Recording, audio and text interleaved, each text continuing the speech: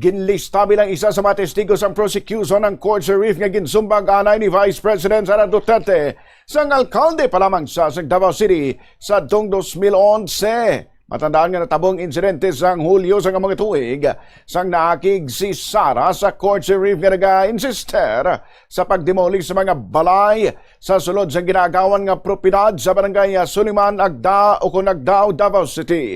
Hindi lang isa kundi 4 ka beses nga gintapungol ni Sara ang among sheriff.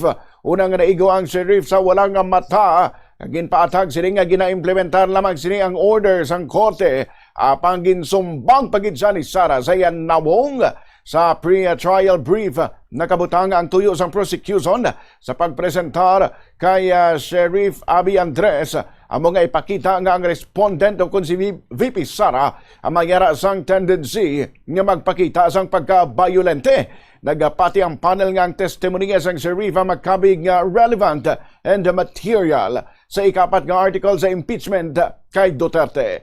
Ang among article nag-akusar kay Duterte sa pagkontrata sang asasinagod nga patyon si President Ferdinand Marcos Jr., First Lady Liza Araneta Marcos, kaganay House Speaker Martin Romualdez.